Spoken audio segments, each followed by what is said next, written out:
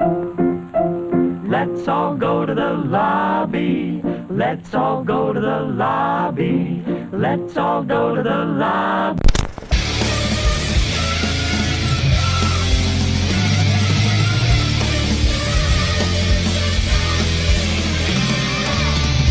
To get ourselves a treat. Oh, man. I'm getting sick from this cold, dude. That's not good. That's not good. It's actually pretty warm today, though. It's supposed to be like 40 tomorrow. Oh, yeah? I know. That's like it was 40 nice today, yesterday. so. I had my hoodie on. Yeah, I know. I don't even think I need this coat, but it's just a habit at this point. Yeah. That's right. I wear this thing 90-degree weather. They're like, what are you wearing a parka for? I'm like... For style, dude. For style, dude. Hell yeah. You know that show Everybody Hates Chris? Yeah.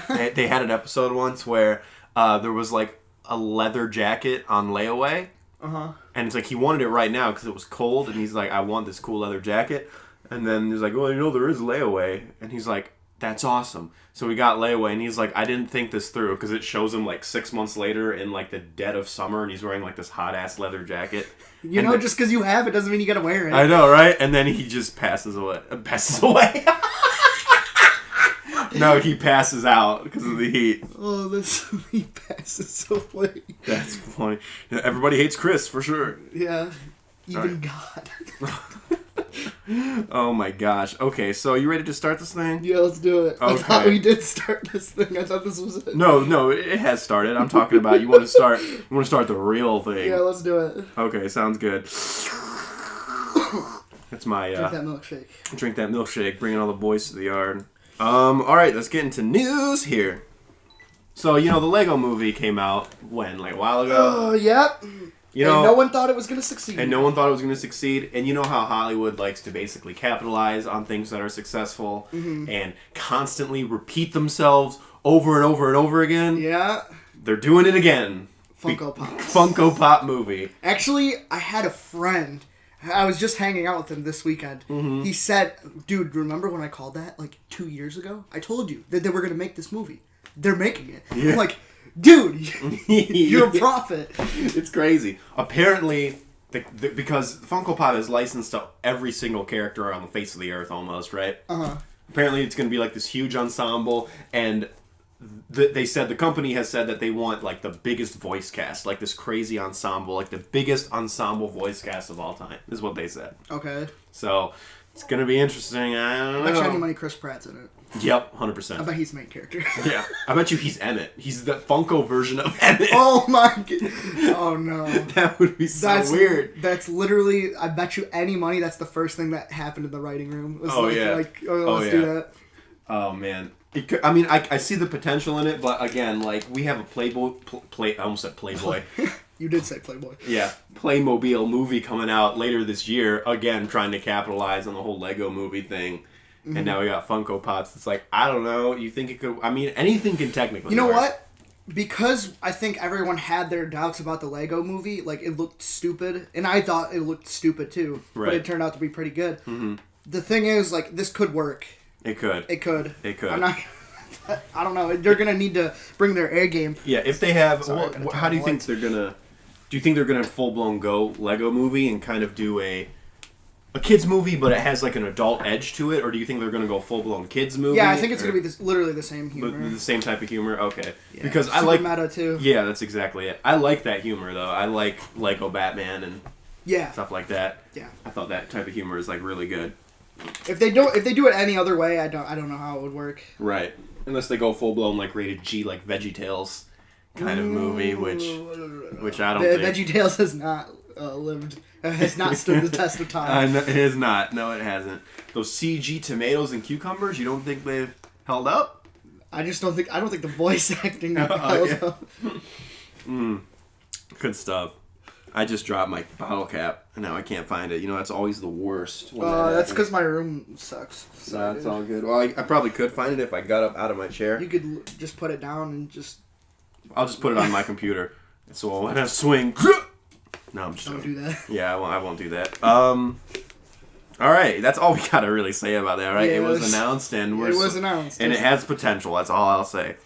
Now, here's something interesting. The Dark Universe is done after one movie.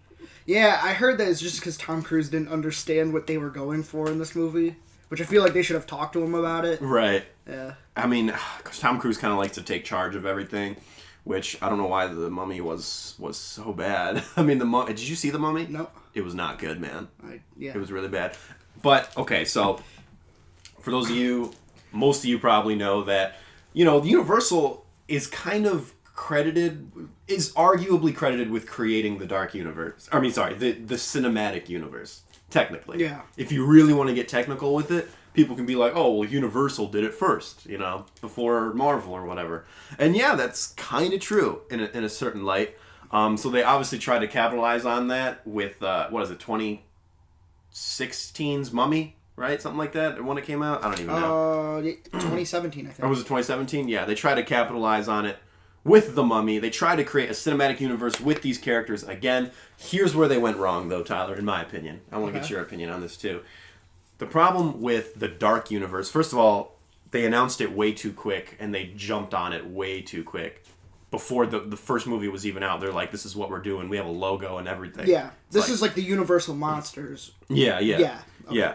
But what they did was they took the Universal Monsters, and they tried to make them like the Avengers. Like an Avengers-style movie. Before they had any movies out. Yeah, exactly. You can't do that. And they did a whole photo shoot. They're like, we have Javier Bardem, Angelina Jolie, Tom Cruise. Like, it was a great cast, Johnny Depp. But you can't just, like, what's the word? Counting your eggs before they, counting your eggs before they hatch? Yeah. Yeah, you can't just count your eggs before they hatch like that, Yeah. I actually think that if you want to make a proper universe, well, obviously you have to, put characters, and you have to make characters first, obviously, but you have to have people recognize it before you start calling it that. Right. 100%. Well, we bring this up because the Dark Universe is done. But they're still doing the Invisible Man. But they're still doing the Invisible Man with Lee Winnell. But here's the thing, this is not part of that Dark Universe. This is its own thing. It's a standalone thing. It's a standalone thing. Universal's doing it, but you know who else is doing it? Blumhouse. Yes. Blumhouse I did see that. Blumhouse has got a hold of it. Lee Winnell, who directed Upgrade, Insidious 3, he wrote some of the other Insidious movies, and he wrote the first Saw. He is attached to do it, which is good because I loved Upgrade. And according to Jason Blum and Lee Winnell, this is going to be more focused on horror and less action, which is what it should have been. I mean, how terrible is it that Warner Brothers had a better horror universe than Universal? But no, yeah, that's what I mean. Like, it definitely came down to Tom Cruise. This is where the sickness comes in. No, it came down to Tom Cruise. I think that's most of the reason why it turned out to be an action film. I don't know if that was their intent. That's probably what it was. It's like, we have Tom Cruise, we're going to make this like an action film. Do you happen to know if Johnny Depp's going to be... Because he was supposed to be the Invisible Man. He was supposed to be? I don't think he is. Not. I think they're just starting fresh with this whole thing, which I want to see these characters on screen again, because I love the 50s Universal monsters, from the 40s, 50s, 60s, whatever. But I want to see him modernize and stuff, but you just got to do it right, and the right way to do it is horror. Don't make them like an action film. Like, literally, Dr. Jekyll, Mr. Hyde was like the Nick Fury in the Mummy movie. I don't know if you saw it, but Russell Crowe played Dr. Jekyll, Mr. Hyde. You probably saw it like in the trailers. He is Nick Fury. He is Nick Fury. He like runs a secret organization that are trying to get all these monsters together, like the creature from the Black Lagoon and the Mummy and all this stuff. To do what? I don't know. I don't even think. Fight? Yeah, I guess they probably didn't even know. I was thinking to myself the other day. I'm like, what was the end game for this? Like, who are they going to fight? Like Van Helsing? Like, were they going to team up to fight Van Helsing? Van Helsing is arguably the good guy. Yeah, right. So it just didn't make sense. Like, what are they? Like, maybe they all teamed up to fight Dracula, which is like. I don't know. That'd be cool. It would be cool, but they wouldn't. They couldn't. They didn't do it right. They should have just stuck with horror. So that's what they're doing now. So I think that's kind of cool. Yeah, that's how they should have done it. Invisible Man, I think in my opinion, is probably the best one. Mm-hmm. I can definitely see that. I like that one. Bride of Frankenstein's really good, but Claude Rains, dude. Claude Rains. I know he's a legend. He's insane in that movie, dude. So good. And those special effects are really good for their time too. Yeah, like, some really of them, especially the scene where like he's taking the stuff off. Like it's maybe not, but but he his monologues in that movie are like so good. Even the moon is scared of me. It's like damn. No, but this is how it should have been. It should have been horror from the start. So I'm glad they're doing it. And Blumhouse, what's their max? Like $10 million budgets? Like, that's it? So this is going to be, like, down to earth. Yeah. Now, here's my question to you, though. Would you rather have this movie be modernized and set in the modern day, or would you rather have, like, something that pays tribute to the old one and just have it take place, like, back in the old, like, in the 50s? Pays tribute. Yeah, that's but what I don't want know. too. But I don't know if Blumhouse is capable of doing it, because in my opinion, that's where Halloween kind of faltered. Yeah. Was they tried to, and it didn't really work out. That's where all the money goes into when you make a period film. Yeah, they probably won't have enough to really... Yeah. Yeah. That too. So, unless they just cast a nobody as the Invisible Man. That's true. Well, that's the thing. You can just not cast anybody as the Invisible Man. Decisions. Oh yeah, I guess you can. Right. Yeah. Jason Blum can do it. Yeah. Right. Just get a voice actor, like someone. No, but I mean, I would love to see him like pay tribute to the old 50s films, because I don't want to see something like Hollow Man where it's like all modern and like science based, and I've never seen Hollow Man. I heard it actually has like a cult following, but it's not that great. Okay, yeah, because they took the Invisible Man story and basically just modernized it and like made it sci-fi, and I'm like, I don't want that. I want something that pays tribute to the old Invisible Man. You know why he's killing people too? You really want to? Do you know the reason why he's doing it? Tell me though. Because his eyelids are like what is it, like translucent? Or Yeah. Yeah, so he can't go to sleep. Just turn the lights off. Just turn the lights off. I don't know. Put a pillow over your head. Yeah, Have you ever put like when you have a headache or whatever, you put a pillow over your head, but you leave your mouth open? Do that. They make masks for that exact reason. They make sleep masks. Yeah, but I don't know. I guess they didn't think of that. But it's because he's just irritated, and then of course He just starts it killing people. it just goes downhill from there. I have seen the parts where I kind of liked it when it was kind of like going invisible layer by layer for him. So it's like he's like, you see his skin, but then you see his flesh, and then you see his skeleton. The transformation sequence. Yeah, like that's a cool idea in theory, but again, just when you make an Invisible Man movie, like for me personally, I would just rather see like a tribute to the old Claude Rains Invisible Man sort of thing, you know? Like I don't want like a shot for shot remake, but don't try to freaking like modernize it with technology and stuff. Like I want something that is like because I can just see people like hunting him down with like the heat like the Predator Oh vision. Yeah. They have like infrared cameras on their guns like hunting him down. That's lame. I don't know. No, I want something that takes place like in the 50s personally. Anyway, but I'm looking forward to that because I like Upgrade and I like the Universal Monsters, and I feel like they need a comeback. It's just for some reason they've had such a hard time doing it. Yeah, I definitely see this. They keep failing in their comebacks, and it's like now that Jason Blum has a hold of it, Leigh Whannell, I have faith. Yeah, let's do it. Same here. Yes. Plus, Invisible Man is super underrated. Here's some news for you, my friend. Oscar Isaac, Zendaya, and Javier Bardem have been cast in Dune. That's so sweet. Yeah, dude. And you know what's crazy? I don't know who they're playing because I didn't look it up. I just wrote it down. I don't want to know. You don't want to know? Oh no. Okay. Except for I do know who Oscar Isaac plays because Jake was talking about him. Oh, okay. I don't know anything about the character, so it really doesn't faze me. But it's just cool to see them in there. Plus, every time they announce somebody or they announce anything, I know that we're closer to seeing the film. Oh yeah. So that's the important part. And this was 3 casting announcements in 1 week, so you know it's coming. It's coming. And I'm looking forward to it, man. Can't wait. This is my most anticipated film. Hell yeah. In like probably ever. Yeah. Literally, you know how we were talking about where it's like you're like A24 is not a seal of approval or whatever.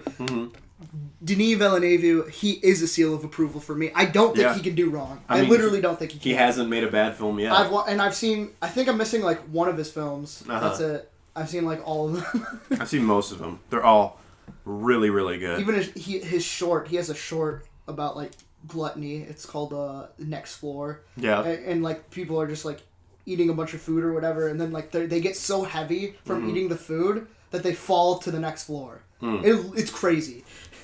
Wow. It's like 10 minutes long. How do they do it? Like, how do they... Is practical effects? Like, how do they...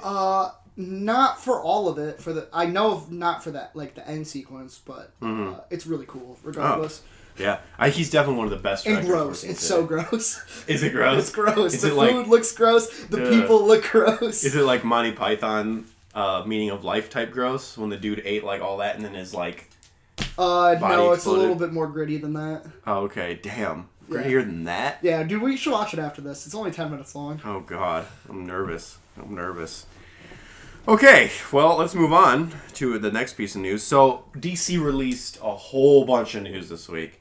So I just felt like we're just going to, like, lightning round through this bit. James Gunn is official. It's official, 100%. He's doing Suicide Squad 2.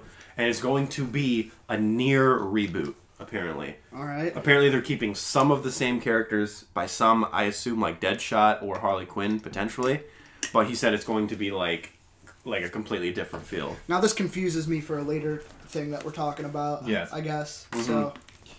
For sure. And then, again, Ben Affleck, this has been known, like, this has basically been official, but he has basically said it. It is official. He is out as Batman. Because Matt Reeves, the Batman, is happening. And it said, there was a headline that said, Ben Affleck out as Batman. Matt Reeves wants to cast younger. And then Ben Affleck retweeted it and said, looking forward to the future of this character. Had a great time. So, yeah, that's 100%. Like, he's out. It also seems like he has no hard feelings. No, not at all. He didn't want to do it, man. You could tell. He's like, relieved. Yeah. Now, here's something that they also announced, but it's confusing me a little bit. I'm sure this is animated, but I don't know. DC Super Pets. Ooh. I don't know what is going on here. I'm sure it's animated, but with DC, dude, who the fuck knows? Who knows, dude? It's crazy. It really is crazy. It's gonna be cats and dogs. Watch. Yeah, right. The Revenge of Kitty Galore. Tobey Maguire's gonna be in it. Or Jeff Goldblum. Yep. That's right. Wow. I don't know what's going on. I mean, they might try to bank off the success of, like, Into the Spider-Verse. They're like, oh, well, animated films can be successful too, so let's do our own as well. But, like, how is it going to play into, like, the DC universe? Yeah, is it not? Is it, like, there was no... I looked it up on this article. I looked this article up and down, and there was no specification on whether this was an animated film, a live-action film. They literally just announced it. They just want to put news out there. They're just like, let's be relevant. Thank you. We've talked about this before, how DC just announces films. They just announce them with no context whatsoever. And you know how bad it got? There is a whole section on the Wikipedia for the DC Extended Universe called Other Films in Development. You want me to list these for you? Oh my god, quick? I can't wait. All right, so these are the list of films that they've announced that they'll never make. That they'll probably never make. They just announce them, okay? So we have DC Super Pets, like I said, Lobo, Justice League Dark, Cyborg, Black Adam, Justice League 2, Green Lantern Corps, Man of Steel 2, Gotham City Sirens, Deadshot, Nightwing, Batgirl, the untitled Harley Quinn and Joker film, New Gods, untitled Joker film, this is Jared Leto's Joker, Supergirl, Blue Beetle, Aquaman 2, Plastic Man. They've announced all those films, but there's like no development on any of them. Oh, and there's also The Flash. I should also mention. There's a great deal of those characters I don't even know. Mm-hmm. I don't know. Like, do you think Plastic Man can stand alone in his own film? I don't know the character. He's a funny character. I think I don't know if he. If Ant-Man can have his own film, I think Plastic Man can too. Okay. Plastic Man, his power is that he can like shape shift. But he can like stretch. Like picture Mr. Fantastic times 10. Okay. Like this dude is insane. He's basically like a mixture of Elastigirl. Oh yeah, right? He's a mixture of Mr. Fantastic and The Mask. Okay. Because he can like bend his body. Okay, and, so he's like a Looney Tunes character. Like he can turn his that's exactly what he is actually. Like he can turn his body into a machine gun and just shoot people. Like it's insane. Oh man, no, I don't want to see that. If they want to go a full blown comedy route, like I can see it, but all these films are just insane. Why are they making a Jared Leto Joker film? Why are they doing New Gods? I feel like they just haven't retracted that yet. Yeah. Like they were gonna do it before Suicide Squad came out, and then they're like, oh well, this is garbage. But then they're doing a standalone Joker film as well outside the universe, so it's like so confusing, dude. And then you got the untitled Harley Quinn and Joker film. It's like they just don't have anything on a leash. Mm-hmm. Like Marvel has everything contained. there's no like outside parties like touching their property or anything like that, except for Venom. Mm-hmm. But it's a different story. Yeah. Anyway, you have there's so much going on. It's like really hard to tell what's actually attached to their intended universe. Yeah. And that's going to confuse a lot of people. Yes, exactly. And it's some of the stuff like before, and we'll talk about this in the trailers. These movies, I don't even know if they're being made or not until they basically get announced. Like even when they announced the standalone Joker film, I'm like, that's not going to happen. I'm like, they announced it, but come on, that's not going to happen. And it's actually happening. I'm like, oh wow. Yeah. Same thing with this next one, which maybe we should just talk about it right now because that's our news. Okay. So let's just jump into the Birds of Prey production teaser trailer. Okay. I did not know that it was actually a DC movie at all. Into even I saw Harley Quinn, I'm like, I gotta look it up. Yeah. I thought this was a movie about Margot Robbie just playing her characters or whatever, in particular Harley Quinn, because every time she's in something, or like every time I see a DC character, I always just think it's that actor just cosplaying. It just seems so cheap. You're right. And it's so unimmersive, because every time I saw like Will Smith as Deadshot, I was just like, oh, it's Will Smith. Right. Pretending to be a character. Yeah. That's exactly what this is. That's the thing that, for those of you who don't know, Birds of Prey is like, in the comic books, Birds of Prey is like a team of like Batgirl, Black Canary, the Huntress, and here's what I think they're doing. Because if you look at the undeveloped movies, there was Gotham City Sirens in there as well. Gotham City Sirens is Harley Quinn, Poison Ivy, and Catwoman. She's just in everything. Right. I think what they're doing is they're combining Gotham City Sirens and Birds of Prey together. Yeah. Because that's why Harley Quinn is in this movie, as well as like Huntress, who doesn't look anything like Huntress from the comics, and Black Canary's in it too, and all that stuff. So they're combining the two. So I don't know how I feel about that. I hope that if they are combining the two, then just don't make a Gotham City Sirens and just keep it Birds of Prey. Secondly, and I'm sure you feel the same way, I was hoping when they announced this film that they would distance themselves from the Suicide Squad aesthetic. They would just yes, that's true. And they didn't. It's literally the same character. It looks, yeah. I mean, I thought there was rumors that they were just going to start clean and, like, remove her tattoos, and it was going to be, like, the classic Harley, whatever. No, it's... Psychiatrist. Yeah, Harley. Right? No, not at all. No. Yeah, they're following the exact same aesthetic, which is kind of confusing to me. I don't know. And another thing I want to say this is, it's like, DC chooses weird properties to make. It's like... I understand that Marvel had to start with their B characters like Iron Man and Thor and Captain America because they didn't have their A players at that time. They didn't have Spider-Man or X-Men. With these guys, I understand that they kind of messed up with Man of Steel and all that, but it's like I never in a million years would have thought to myself, I'm going to see a Birds of Prey before a Green Lantern movie, before a Flash movie, before a freaking before a Man of Steel 2. Even I'm like, really? Like Birds of Prey? Why they make odd choices. They do. Like, why Birds of Prey? Why? What are they gonna add? Like, what are they gonna end up developing into? Like, are they gonna be a part of something bigger? Is it just a standalone thing? Is this to introduce a certain character? Right. Why? And Ewan McGregor plays a character from the comics called Black Mask, who picture like Red Skull but with like a black skull. Like, that's him, right? Okay. He doesn't have a mask on in the... I mean, it could just be like the quick trailer because, like the characters flash in like 2 frames. I mean, it's just a teaser, but still, right. I'm not interested. Yeah, I was never really interested.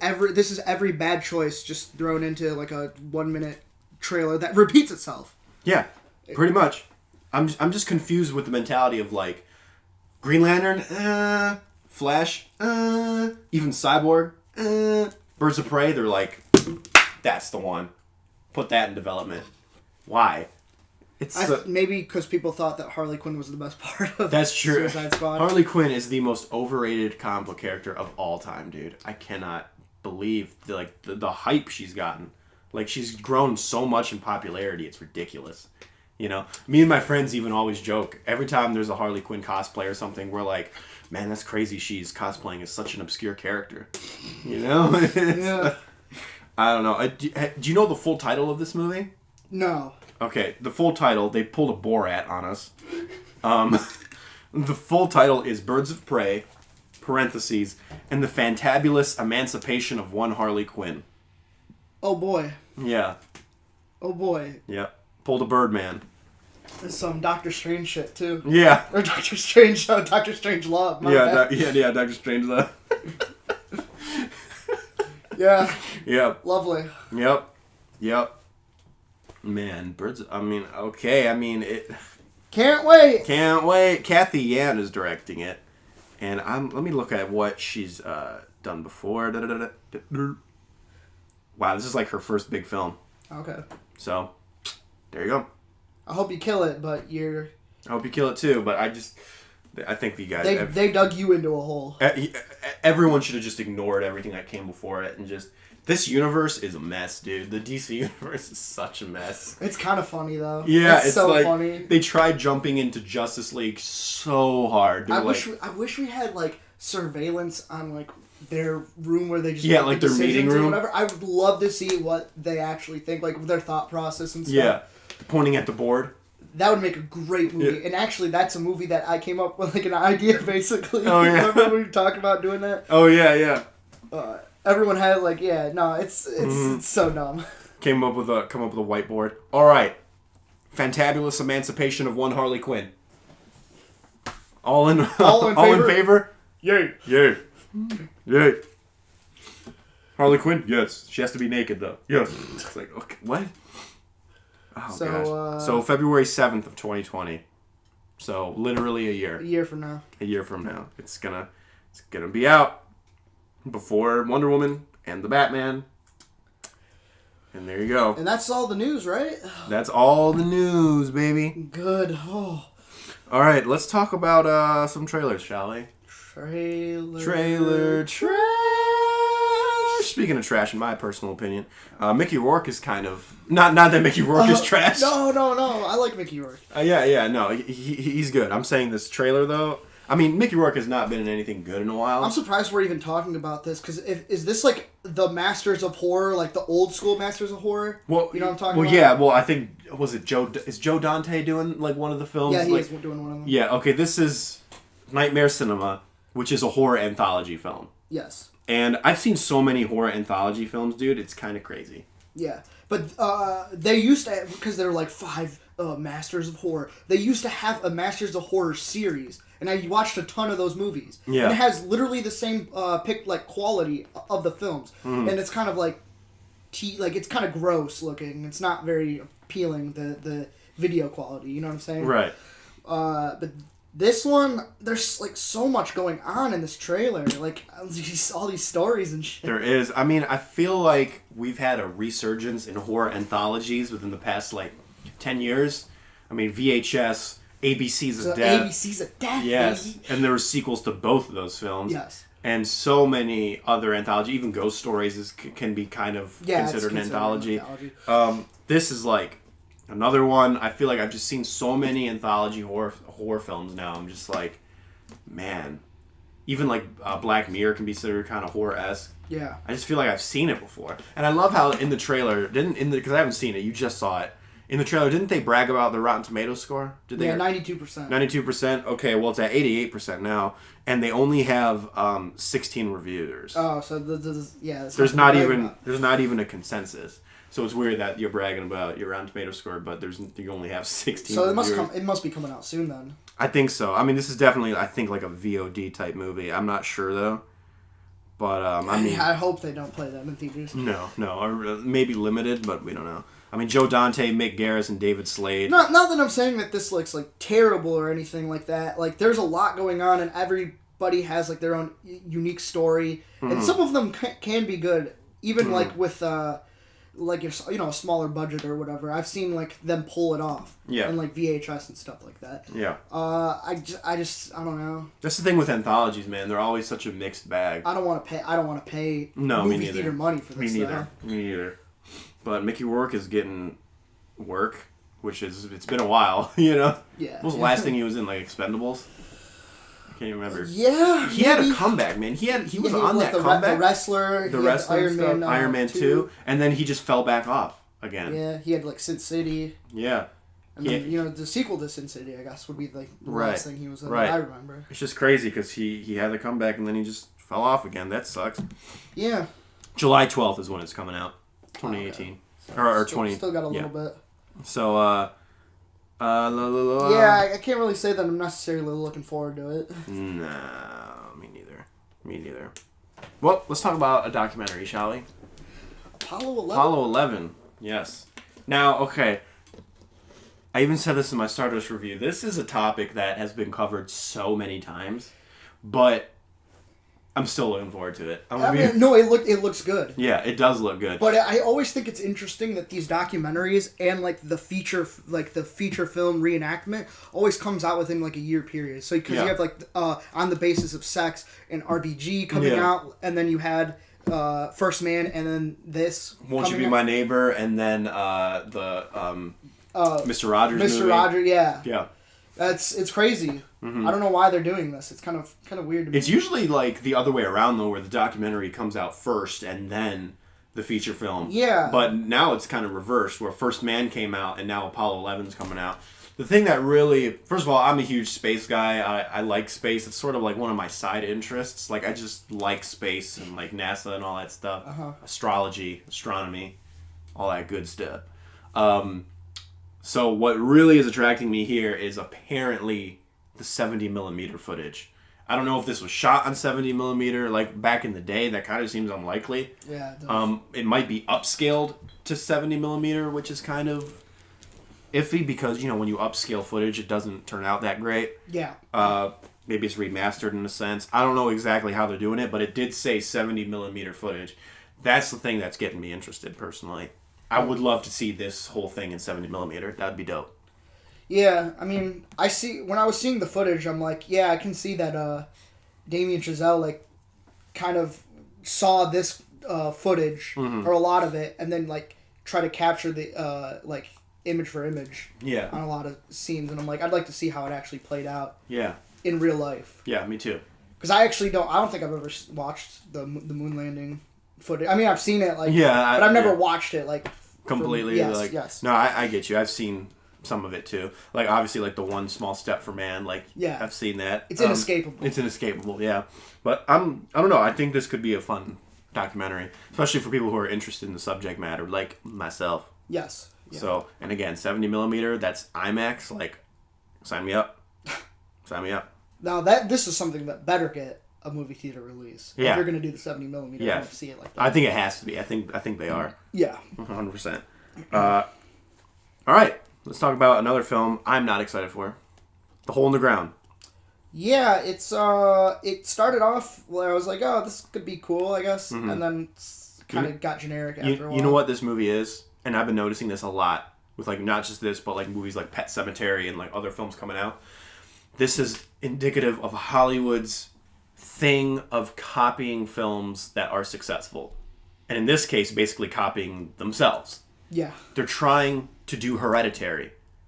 I've seen so many horror films recently that have had like the same aesthetic and style as Hereditary. Like people are just trying to capitalize on the success of Hereditary.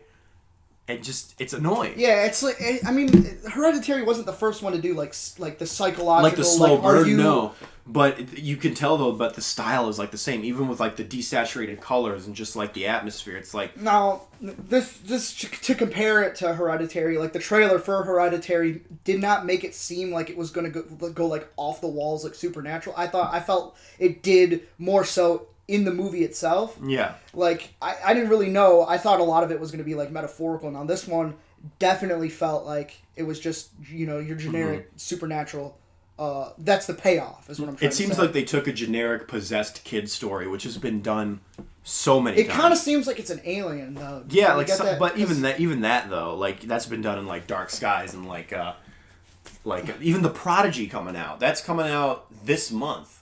And it's the same thing, the whole possessed kid thing. But just changing the end game doesn't really change anything about the formula, though. What do you mean? Like, I'm just saying, like, if it does turn out to be, like, some sort of alien thing... Oh, yeah, like, it doesn't change the steps to getting there. Yeah, for sure. Again, it seems like they just took a typical cliched possessed kid story, and then they're like, let's turn this into Hereditary. It's kind of the thing. But like again, like The Prodigy, Pet Sematary, everything's trying to be Hereditary now. Like all these horror films are trying to be Hereditary now, and that's just kind of annoying to me, just because stop. Stop. Well, you know what? I don't know if that's a fair statement to say to the whole stop thing, because if we liked Hereditary, would we be saying stop? Well, I mean, probably. Because we like Marvel movies. They keep making Marvel movies. Yeah, but that's Marvel though. Marvel keeps making Marvel movies, but to DC, who's trying to copy Marvel, we're like, stop. It's like. But they haven't done anything worthwhile either. What do you mean? Like DC hasn't done anything worthwhile. That's true. So it's like we're just saying that because we don't like what we are seeing or whatever. Yeah. Well, I do like Wonder Woman and Aquaman, but yeah, I mean, I get what you're saying, but I feel like there's always, when Star Wars came out, all of a sudden every single movie on the face of the earth had to be a sci-fi film. Yeah. Well, the thing is, I see a lot of potential for Hereditary, and if I was in the front seat writing that thing, I felt like I could have done something with it. If I had to see that done right, that'd be cool. But I don't think that this film is Hereditary by any means. I don't think. Well, I don't even think the setup for it is even close. I'm not necessarily saying the setup is Hereditary, but I feel like the style is Hereditary. No, I'm just saying like Hereditary had a very strong start point. Yeah. And I'm like, I'm very interested in this. This movie does not feel like that. Whatsoever. Right. Okay. No, I got you. It seems kind of subpar. No, yeah, this movie does seem subpar. It seems like a film. I watched the trailer and I said to myself, nah, I'm not feeling it. I wanted to like it, but I'm like, no, there's something about this I'm just not feeling. And I think it was because, again, the whole possessed kid thing, it's been done. It's been done so many times. Yeah. That's not your child. Come on. Yeah, okay. Like literally. Okay. This month we have a movie like I'm that. gonna put it up for adoption now. Yeah, right. That's how it ends. Yeah, so I don't know. It could be. It could be good. Don't want to be that dismissive about the film. No. Because you never know. It could come out and be like the freaking surprise of the century. But it's unlikely. Unlikely, yeah. I don't know. Anyway, let's talk about the next trailer, the final trailer, shall we? Yeah. So, have you seen any of the Fast and Furious movies? I heard you told me you haven't seen any of them, right? I've seen 1 through 4. Oh, okay. So you saw the bad ones, basically. Oh yeah, because you like 5th and up. 5th and up is when it started to get good. See, I don't mind the first one, and maybe because I was young when I saw it, but yeah. I even have a soft spot for the second one. Oh too. yeah, it's not Too good. Fast, Too Furious. It's not good, but it's no, it's not good at all. But I like Tyrese Gibson. We hungry. We hungry. I love that. No, but it's not good. No, the 4th one was the worst, dude. I fell asleep. It was horrible. It was so horrible. boring. And then the 5th one came out and was like mind blowing. I was like, I don't know what they did here, but they should keep with this. So I'm kind of interested what you have to say about this movie. Okay, so Fast 5, 6, 7, 8, I was on board. 8 was a little it was good, but it was a little bit of a misstep for me compared to 5, 6, and 7. What the hell is this? Okay, what the hell is this? We're on the same page. Like superhumans? What is it?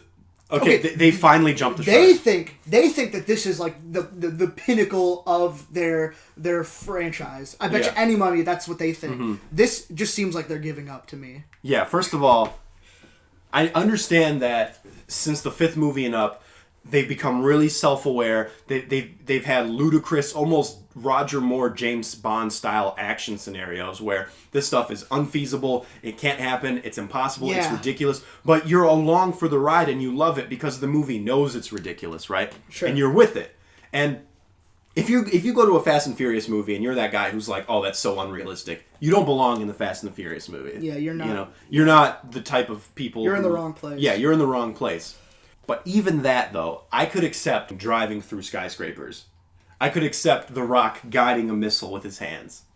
I can't accept Idris Elba as a bulletproof Luke Cage style superhero. I can't do it. I can't. Super villain, right? I'm the bad guy. I'm the bad guy. Yeah, it's like I love Idris Elba too. That's the thing. Oh I know. Man, I love him so much. And like I feel like they've become so self-aware to the point where they just jump the shark now. And that's crazy to say. Oh, they jumped the shark now, but when they drove from one skyscraper to another through the air, that didn't jump the shark. And I'm like, no, because it was ridiculous. Yes.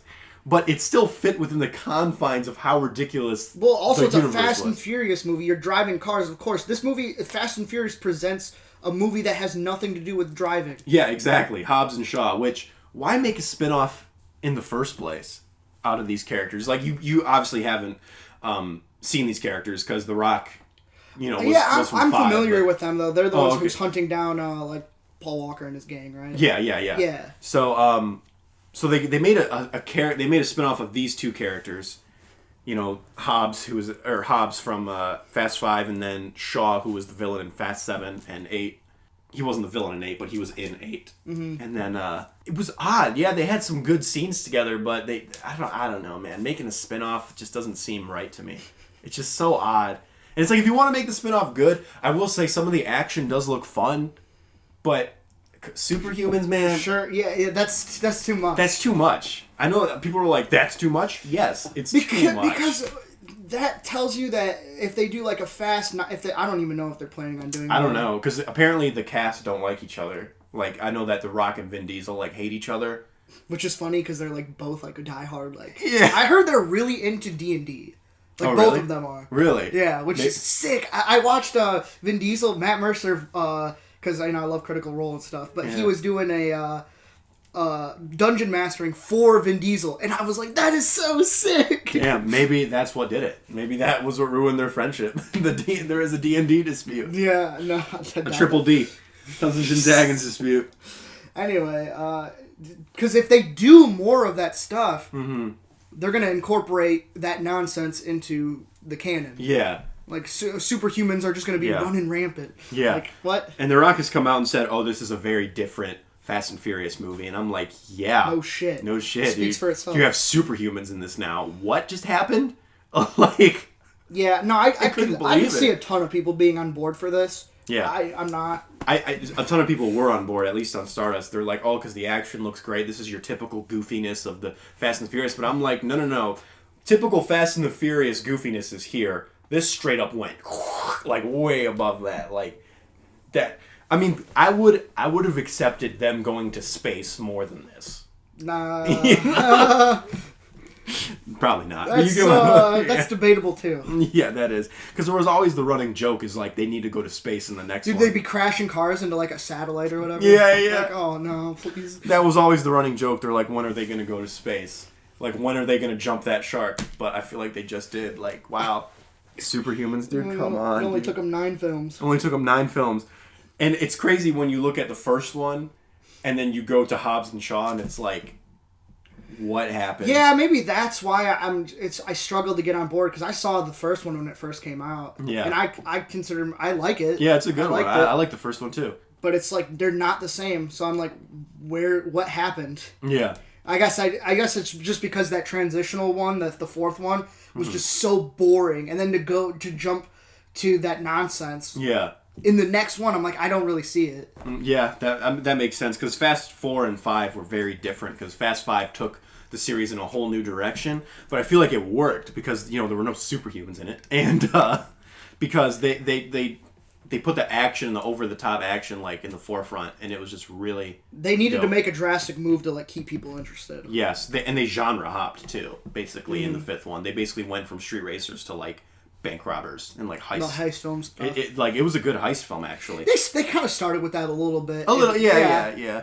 They even mentioned that too in the fifth one. They're like, remember when we stole DVD players? Oh yeah. It was good. You should watch Fast 5. It's really entertaining. You know what? Maybe I should. Fast 5. If I want something mindless, I might pick it up. And 6 and 7 are really good. 8 is pretty good too, but 8 was kind of to me. But this one, I'm like, why? Why? Yeah, I'm in the same boat, and I can't even really speak on behalf of it, but I'm gonna voice my opinion anyway. Yeah. What is going on? Okay, well, who knows? Maybe it'll be dumb, fun action, but Okay. But okay. Who are you? Bad guy. I'm the bad guy. Bad guy. All right. List time. List. Ooh. All right. Before we get into this list, I'm gonna go to the bathroom real quick. Okay. List time? Question mark. So yeah, why don't you tell us about this list that you picked? Our top 5 most hated cliches. I got this shit, dude. I'm sure you have 1,000. Yeah, well, it's like the thing is like after I announced this on the last podcast, I finished this list that day. That's how much I was so confident in my list. Mm-hmm. Okay, so the thing is that my honorable mentions are basically cliches that I see in films and they annoy me. But they don't necessarily like take down a star for me if the story is good or whatever. But my top 5 most hated cliches actually take like a star down for me. Okay. Like they take stars off of my actual rating because I'm just sick of seeing them. I hate them. Blah blah blah blah. You know, this was kind of unfortunately kind of like just by the byproduct of the list, it's kind of a heated, kind of angry list. Okay. You know, so I'm gonna try and like cool it. I'm gonna try and cool it. Okay, so and we'll see what happens. I don't have anything like that. In fact, I don't have like a lot of them that like annoy me to the point where like I can't like I don't have a formula for rating shit. Okay. In all honesty, I really don't. Mm-hmm. So this list was not that. There's not a lot on here. I'm gonna be honest. I think I have 2 honorable mentions. Okay, go ahead. You probably have 1,000. I not like 1,000, but I got a lot. And I guess none of these are like this is a major detriment to the film. Mm-hmm. It can be, but I've also seen all of these things work in the film's favor. So okay. So let's see.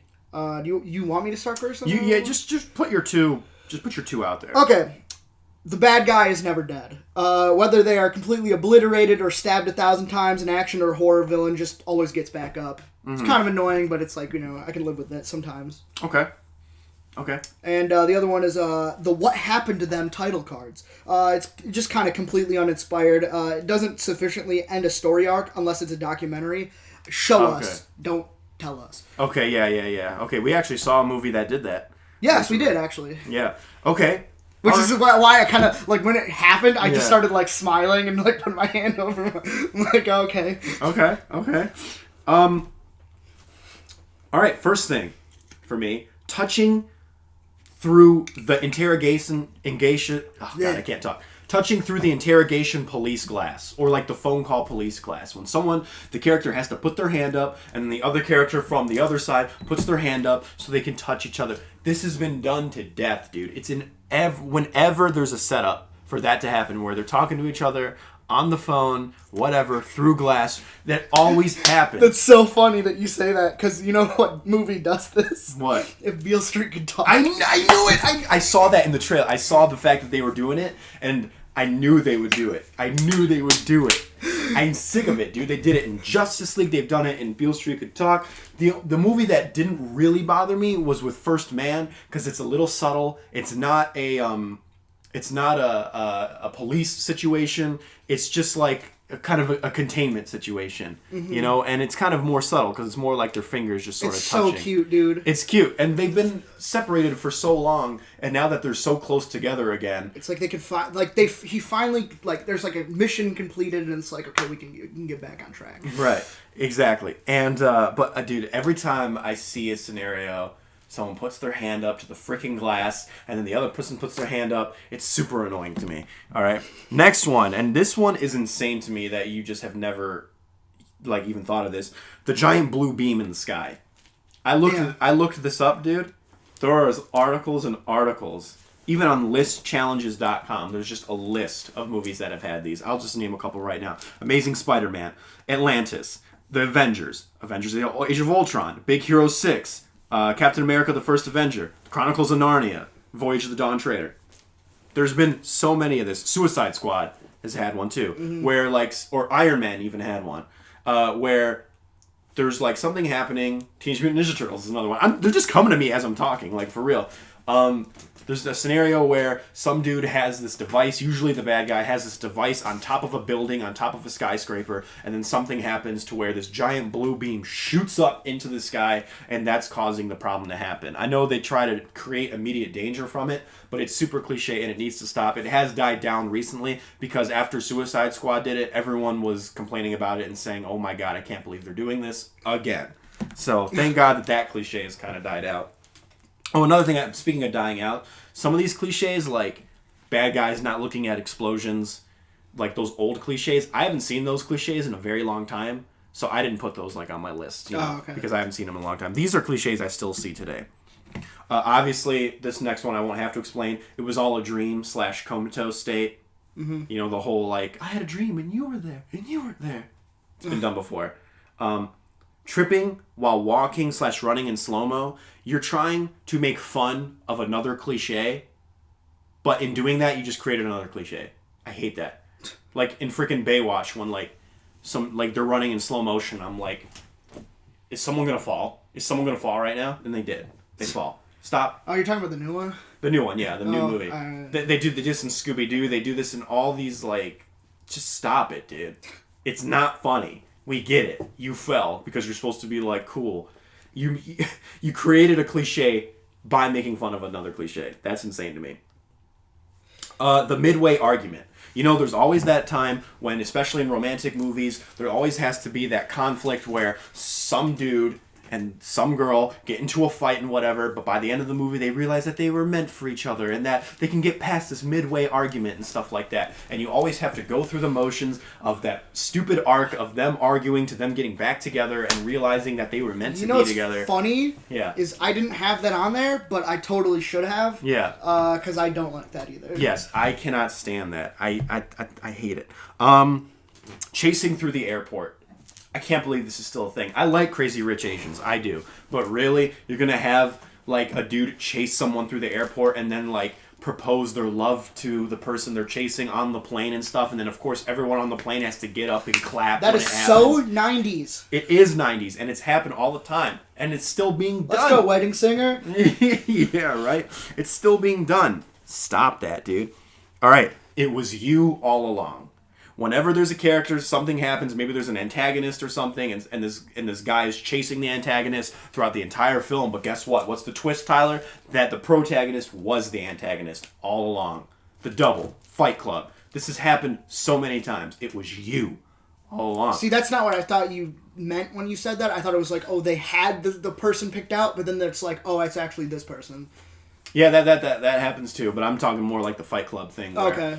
I think Fight Club kind of started this whole thing where, you know, oh, we need to look for this serial killer. It's like the detective is like looking for the serial killer. Oh, wait, the detective is the serial killer. It's like, come on, dude. Like, but it's like, because he's like mentally insane or something or unstable. He just doesn't remember it or whatever. Mm-hmm. Like, it's enough. You know what film I did see recently, though, that kind of did this well? It's a very, very low-budget film. I think it's on Netflix. It's called Radius.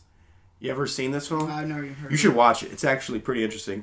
Their revelation well, no, of, I can't watch it because you already spoiled it. Oh, yeah, you're right. Kind of. The revelation of It Was You is actually kind of really well done. You should still watch it. Okay. The one-dimensional bullies.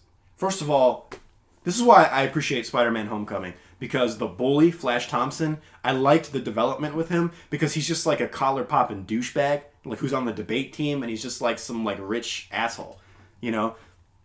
The trope of having these one-dimensional bullies that have no dimensionality to them, and they're just bullies to try and like kickstart, you know, the protagonist to go on their journey. Well, I don't think they want to have any depth to a bully because... But it's like you gotta add something. Like, you can't just portray like these bullies as like, because this doesn't happen. Like, kids don't like beat up like beat the shit out of like these kids like this, you know. At least not so much anymore. You see it in Aquaman. I saw it in the Shazam trailer.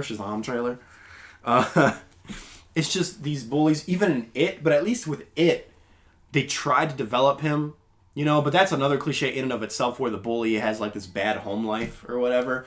It's kind of annoying. I don't like it. Oh, here's one. Man/woman walks into the spouse having an affair. Whenever there's like movie that has to kick off and there's like a divorce where like someone's heartbroken, you know, there's always that moment where for some reason instead of having the affair at a hotel or having the affair at the other person's house or whatever, they always have it in their own home while their freaking husband or wife is at work, right? While their husband or wife is at work, but they always get the timing wrong because the freaking husband walks in with flowers and he's like, "Honey, I'm," and it's like him with, you know, it's her with her freaking what's a mistress? I don't know what it is, you know. Okay. You've seen this before. No, right? yeah, I've seen it before. Yeah, it's like there's always that moment where they're like, "Honey, I'm home." What was that Ben Stiller movie? The same thing happened. It's all about Mary. Along Came Polly? Along Came Polly, maybe. Is it the one with Jennifer Aniston? I don't know. I'm thinking about the one with Cameron Diaz. Oh, yeah. So there's something about Mary. There's something about Mary. It happened. This shit always happens. Honey, I'm home. Usually like bringing flowers or some shit, and it's a really cheap way to show that this guy got her and that this guy is like someone to root for, and this guy's like always nice, and you know, it's just annoying. I hate when I see that. I guess it's happened in a couple Ben Stiller films. Yeah, it has. It's a cliche that plagues the movies, dude. It happens all the time. Okay. All right, next honorable mention. I haven't even gotten to the freaking things yet. All right, this is my last honorable mention. Forced backstory during argument. I've been seeing this a lot lately, where someone gets into an argument, like the protagonist and the love interest, let's say, and they just unload their backstory unnaturally into the argument. Yeah. Like, how dare you call me shallow? Okay, my dad died when I was 10, and then my mom ran away, and I was adopted by this foster family that kept beating me, and you're calling me shallow? You know, stuff like that. It's like, really? Even films I like, they do this. Like Ready Player One did this when Artemis just like unloaded her backstory. Again, this is something that I had a different vision of what you were talking about. I thought you meant like it actually shows the backstory and then goes back to the argument or like whatever. I thought you were like referring to something like Halloween where she's like, that's what I had to deal with all my life, and then it like actually shows her like that's true. Yeah, that I don't like that either, but. This one really annoys me. Okay. The whole forced backstory thing. I hate when people do that because it's so unnatural. It's like no one just unloads their life story in an argument like that. You know? Yeah. It's just weird. All right. Or if they do, it's like really subtle. Like if they just really like how like what happened to me. Like really. Right. I just like showing, not telling. So. Yeah. I feel you. All right. So it's time for top five. Actual top five. That's right. Are you ready to do rock paper scissors? Yep. I can't wait to lose. Rock paper scissors shoot. Every time. I'm just gonna tell you right now. I'm just picking rock every time. All right. My number 5, The Liar Revealed.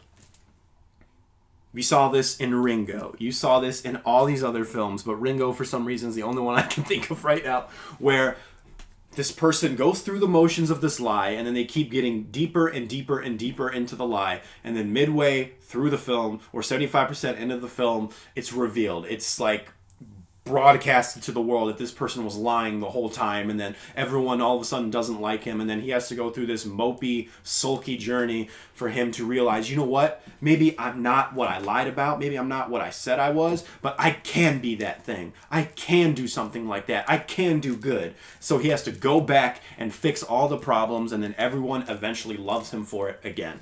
It's super annoying. Really? That's very specific. What? And I have no clue. Like, I can't even think of a single movie that does that. Oh, dude, it happens all the time. It happens all the time. Here, look. It's even on TV Tropes. Liar Revealed. TV Tropes is a website about cliches. Okay. Mm. But, yeah, I'm sorry that makes you feel so upset. It's annoying. Okay, here we go. You ready? Here's a list. Okay. Waterboy, House Litter, never even heard of that film. Oz the Great and the Powerful, Yes Man, Galaxy Quest, Saw 3D, About Ellie, Where the Wild Things Are, Big Fat Liar, Force Awakens.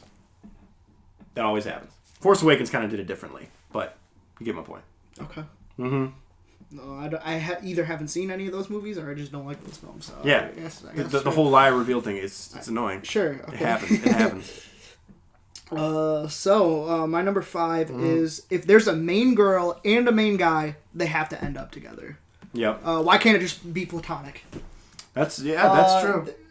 I don't know. It just feels like the film industry just needs this in order to make a film feel for a specific type of people. Like, it's for a mainstream audience, they want to do that. Or if they have an action star or whatever, like, why is it that they always have to end up with a person? Why can't they just be, like, you know... Why can't they just be solo? I don't know. It's just, it kind of annoys me, but, like... You know what film this reminds me of? The most egregious example of this? Yeah. It's not even a great film, but there was a film called The Ugly Truth with, like, Jared Butler and, like... yeah. And what's her name? Catherine something? Heigl. Where... They were platonic for the entire film. Yeah, they actually hated each other. They hated each other, but he was just helping her get this other guy, and then they still ended up together. I'm like, what?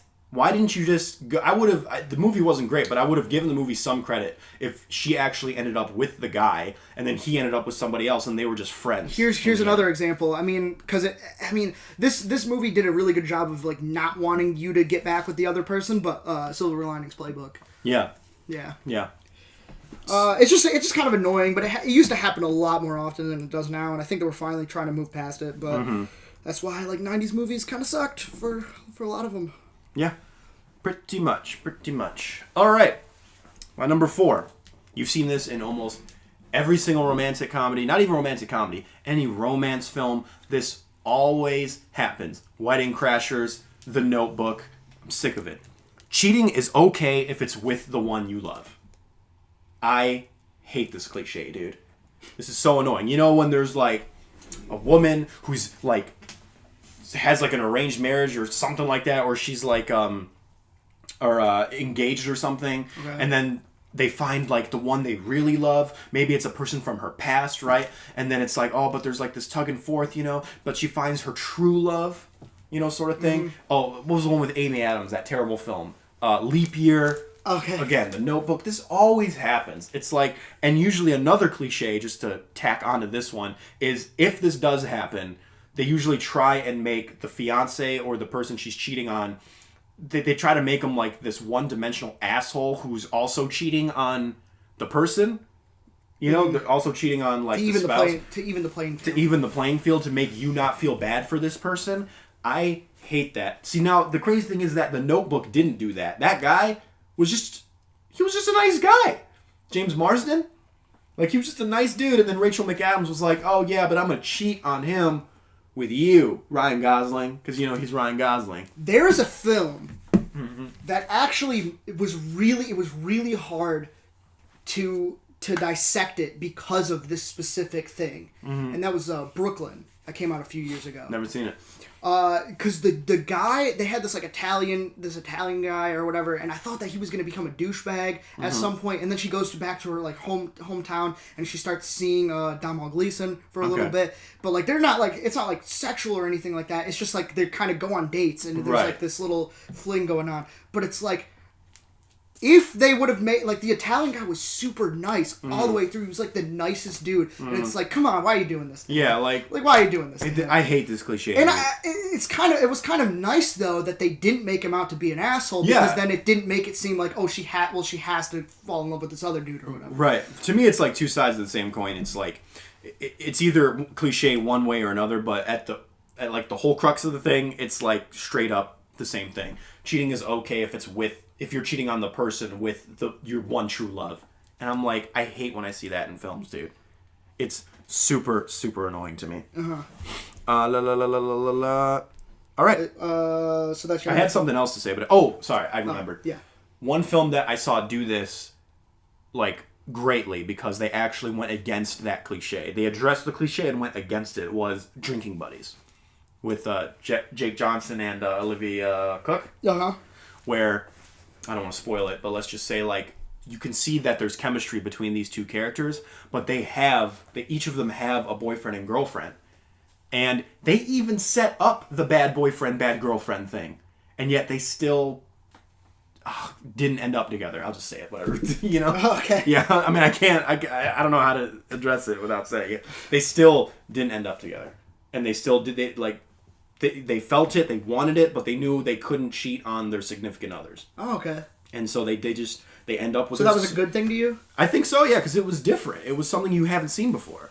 And yeah, that's just the way goes against the grain. It goes against the grain, and then they end up with the significant other that they started out with, and I'm like, okay, that's that's cool. Like that's a risk, and I like that. All right, I dig it. My number 4. Henchmen can't hit shots. It can lead to cool action, but lately with something like John Wick, a henchman doesn't get the opportunity to take the shot, which is, this is usually a good indicator you're in for a mindless romp, and the vice versa. Everyone else but the protagonist is worthless. All the trained assassins with the protagonist become throwaway characters. Yep. And you know what's funny, too? I always say this. I'm like, when the protagonist has just killed maybe like 50 of your men, what makes you, henchman number 51, say, yeah, you know what? He killed 50 of my friends, but I'm going to be the one. Yeah. I'm going to be the one. You know what film actually addressed that in a comedic way? Was Iron Man 3. That was one of the better scenes in that movie. When it's like Iron Man just like basically destroys all these henchmen in a room, and then another henchman walks in, points a gun at him. He's just like, you know what? I hate working here. They are so weird. And then he just runs away. Yeah. Oh, yeah. I thought that was funny. Yeah, no, again, it's like a mindless romp, but like when you're gonna use it for like a serious movie, like don't do that. Don't do that. The stormtrooper thing, no one can ever hit. Yeah. Yeah. No, I got you. So, I got you. Nah. And you know what? All that kind of also reminds me of another cliche. The whole whenever there's a group of guys attacking some dude, even I'm not talking shit about Old Boy, but this even happened in Old Boy, where once you notice it, it's kind of distracting that everyone's just basically attacking him one at a time. Yeah, that's it's something that was like in Ip Man. Yeah, Ip Man. It's like, you could all just like pile on this guy and then it would be over. Well, that film did it really well. Old Boy in particular is because they kind of separated it from like a what do they call those? It's like side scroller game. You know how it's like just 2-dimensional almost. And they would have him on one side and everybody else on the other side. That is a cool way of doing it, and nobody wanted to approach him. Yeah, plus you could also make the argument that they don't want to hit their friends. They want a clearer shot of Yes, that is true too, because that's a very claustrophobic scene. That is actually one of, in my opinion, the best it's like one of the best action sequences ever. It is so draining, and it is so draining to the characters as well. Oh, yeah. Oh, I love it. Yeah, I'm not dissing on that, but that just happens a lot in action films where you usually get this guy who's like waiting, like by the side. But since you brought it up about the whole what makes you think you're going to be the one to do it? Yeah. Is Ip Man when they're doing the 10 guys or whatever fighting him in a row, and then there's one more left. He's like, oh no, I really don't want to do this, but he still does it anyway, and he gets his shit rocked. That's awesome. All right. Oh, I hate this one, dude. This one was almost my number 1. Really? Yeah. And it somehow became number 3? Number 3. The awkward first date. Do you want to get out of here? I hate that shit, dude.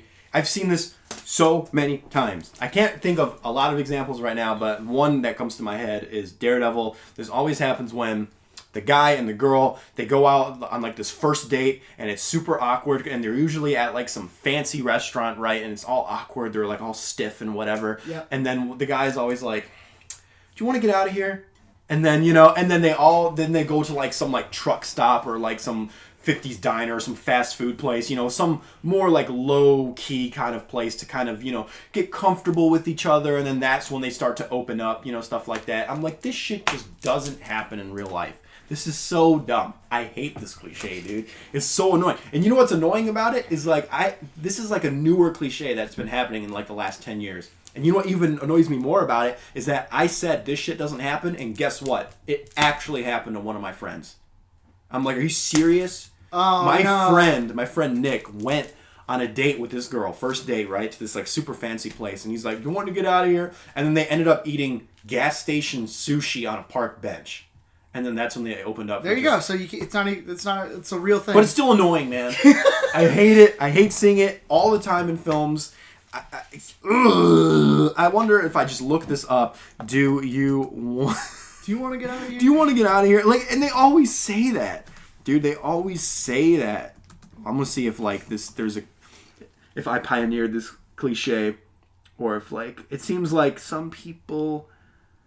Yep, seems like I'm the only one who like notices this cliche because I'm not really seeing it anywhere. I hate this cliche, dude. It's so annoying to me. It's like, just open up at the restaurant you're at. Because let me tell you something. When people are at a fancy restaurant and they're all dressed up, people aren't that uncomfortable. The uncomfortable part comes from being on a date. So the fact that you change locations doesn't make sense to me. The location shouldn't matter if you're uncomfortable on a date or not. It's just like, just open up on this date. And I love it when I see a first date scene in a movie where they're at some fancy place and then they just stay there and open up. Mm-hmm. That's the way it should be. Don't do this. You want to get out of here? Cliche. I hate that, dude. No, I can tell you right now, our lists are there's a lot of differences. Yeah. Yeah, you're seeing stuff that I had to look stuff up for a lot of this list. Okay. Sorry, I just actually looked it up again. Yeah. And I just added movie cliche, and there's a whole list here of movies that they do it. That do it. Yeah. So it's a thing, I guess. Yes, it is a thing, and I'm glad I'm not the only one who noticed it. It's freaking annoying. Anyway, go on. What's your number? 3? Trace. Yeah. I know that you don't like this one, and it's probably in your top 2. Exposition machines. Yeah. When dialogue awkwardly sums up what happened to a person over a period of time, no one just says, "So you've been out of jail for 13 years now, huh?" Or you know. Or yeah. It's even funnier when the exposition has nothing to do with the rest of the premise. Yeah. Which happens quite often. As you know, your mother died 20 years ago of leukemia. So it's like... Yeah. It's weird when it starts off a conversation or whatever. It's like, come on, man. I can't believe I didn't think of that. I'll put that in my honorable mention. Yeah. Holy crap, you're right. I hate the as you know dialogue. It's so annoying. It's really lazy, too. It is so lazy. Is that it? Yeah. All right. So were you going to... Oh, I thought you were going to look up a list or something like that. No. You look for your own good? This is my number 2. Okay. I don't mind jump scares when they're effective, when there's a point to them. You know what I hate? False jump scares. Are we still doing this? Are we still doing the whole thing where a cat jumps out a frame? Velvet Buzzsaw. Are we still doing this? You know? It's super annoying. At least Velvet Buzzsaw showed the cat before it happened. That's true, right? No, because usually it's just people don't have a cat, and then they just do have a cat. Yeah, and then all of a sudden cats just pop out. We're in deep space and there's a cat all of a sudden. What? I'm like, okay. Yeah. Yep. It's super annoying. It's not just that. It's the whole thing where there's a character who's it's super intense, he's looking out, and then for some reason their friend who's approaching them can't just say, "Hey, John," from 20 feet away. Instead, he has to grab his shoulder for some reason and have that fake jump scare sound effect. And he's like, "Oh, you scared me. You scared me." I'm like, really? It's who approaches friends like that? And you can't hear them walking? Yeah, you can't hear them walking. You can't, if I saw you, at a restaurant or something, and you were just standing there 10 feet away from me, I'd be like, "Hey, Tyler!" And then you would turn around. I wouldn't go up to you and just go "Dun." It's just something people don't do. Yeah. All right, and I feel you. I mean, when jump scares are effective, they're effective. When there's a thing to be scared by. When a demon jumps out at you, that's something to be scared by. Okay? When a person is just walking, if a person is just walking across the frame 20 feet away from the protagonist, you don't need a jump scare sound effect there. I think it's actually more creepy if there wasn't a jump scare and then you just see the person walking by.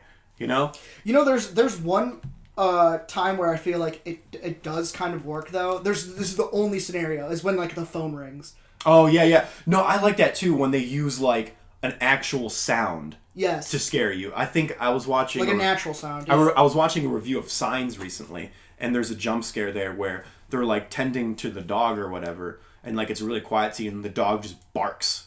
That's a jump scare. Yeah. Or when even in the Lost City of Z we just saw freaking a bow and arrow made me jump. Oh yeah. Because that's a scary thing. It's oh wow, okay, we're in this now. It happened out of nowhere. So it does happen, but I hate the cliched false jump scares. Yes, I feel you. My number 2. You already brought it up. It was all a dream. Yes. Rarely does this. Actually, this can dramatically bring down a movie for me. This can actually make or break a film. Yeah. But sometimes it really does work in its favor. Rarely does this pay off. Of course, the character learns something, but no consequences actually stick. This shows that the writers either wrote themselves into a corner or they just whipped something together real quick. And boy, does it annoy me. But there's okay, this is not a movie, but Lost, it was people didn't understand the ending of that show. Yeah. And no, it's not It actually enhanced it, but people thought like, oh, just nothing actually happened. Mm-hmm. And no, you're wrong. You're wrong. That's all I'm saying. Okay. I'm not gonna. Okay. I didn't mean to spoil the show, but no, it's not like this. That's not the ending of the show. Okay. I'm saying that's not. I'm not gonna watch that show. It's the best. That's what I hear. It's the best. I just don't. And I especially think you should watch it, being a man of faith, because it's about a man of science becoming a man of faith. Oh, really? Okay. So it's incredible. And I watched it with my friend Ty John. He's Christian too. He pointed out that almost every episode has like a very prominent moment from like the Bible that they took. Oh, okay. It's really good, dude. Maybe I'll watch it. Okay. It is okay. the best show ever made. Oh, dang. All and right. not a lot of people agree with me, but I don't care. It was also the first show I got into. Okay, cool. J.J. Abrams. Yep. That's my number 2. All right, my number 2. All right. Who is my number 1? Yep. I can't wait. Oh, I think you already know. It's actually a tie. It's actually a tie. It's a tie between 2. Okay. I don't know what it is, honestly. Oh, once I tell you, you'll know. Okay. The animal dying cliche and the crazy religious person cliche. All right, let's start with the animal dying. Okay. The dog/cat/animal dying is just a really stupid way to just shock the audience. And I think it's so dumb, and it's a really cheap way to just throw gratuitous shock value at you while you're watching the movie. I'm sick of seeing it. And it got to the point now where, yeah, it makes you hate the character. It makes you, it elevates the sense of danger, and it makes you feel like shit. It makes you feel like crap because, as an animal lover, I'm like, oh man, that sucks. I don't want to see that, And the thing is, whenever I see an animal in a horror film, though, it doesn't shock me anymore. It doesn't shock people anymore because now we expect it because it's happened so many times. So now the whole intended purpose of it is gone. Mm-hmm. So why are people still doing it? Now when it happens, you're like, okay, I saw that coming from a mile away. And not only did I see it coming from a mile away, it didn't shock me at all. Now I'm just pissed off. Now I'm just annoyed. So now, even in good horror films, this shit happens. Like The Babadook, still. Stop doing it. As a matter of fact, in Hush, Mike Flanagan's home invasion film, which was basically just a giant middle finger to all these tropes, did a giant middle finger to this trope when he was about to kill the cat, and then the woman shot him with like a bow and arrow or something, and then stopped him from killing the cat. I forgot about that scene. Yes, that was a clear commentary on him saying, this trope is stupid, stop using it. Which that's what that whole movie was. Hush was a whole commentary about how these horror tropes are stupid and need to die. But that's a whole nother discussion. So, again... Mm-hmm. I mistook it the wrong way. For some reason, all of your things have a double meaning to me. Okay. Anyway, I thought you were talking about as a cheap way of making people sad in a movie. No, that too, though. That too. That cheap way of making people sad as well. Sometimes it works. I mean, it does get me if the movie itself is good. Like, spoiler alert, I guess, for these films, because indirectly, films like My Dog Skip and Hachi, I feel like that works because the story itself is good. I got another one for you. What up? I Am Legend. I Am Legend, yep. That's another one, dude. I'm sick of it. I'm sick of that cliche. It's a cheap way to make you sad. It's a cheap way to give shock value, and it pisses me off. Let me tell you something. Because I don't want to see a dog die. Because we actually just had this conversation yesterday with my boy Jacob. Yeah. Just because that happens, it does not make it a good movie. Yeah. Yes. I'm referring to I Am Legend in particular. Oh, no, for sure. So you made me cry. Okay, a movie can make you cry and be bad. Yeah, no, that movie... I've cried to bad movies all the time. You know why it made you cry? Because it's a cheap tactic, and it works. And that's why they do it, because it works. And it's like... when someone kills a dog, it makes you hate that character. And I think one movie where it actually did kind of work was John Wick, because It's a driving force. It's a driving force, and it makes you want John Wick to get revenge on these people, and he fucking does. And you see these people get their comeuppance, which is great. But again, I'm sick of seeing the animals die in movies.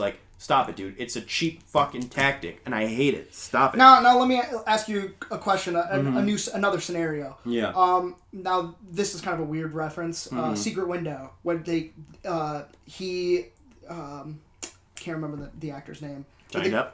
No, the other one. John Turturro? Yes. Yeah. Mm-hmm. Oh, by the way, that's another It Was You cliche. Oh, yeah, there you go. Mm-hmm. Oh, so you know what movie I'm talking about. Okay. Yeah. Mm-hmm. Well, anyway, he is threatening. He's like, you stole my story or whatever. Mm-hmm. And he kills the animal because it's like a threat or whatever. Mm-hmm. Now, does that kind of thing upset you? Yeah, I just don't like it when it's used almost as any plot point. Like, even when it's used at the end to get, like, a cry or whatever, that doesn't bother me as much as, like, the gratuitous shock value. But I get where you're coming from, because it is just a cheap tactic in general, no matter what. It's just something that is annoying. And I'm just like, this isn't needed. This just isn't needed.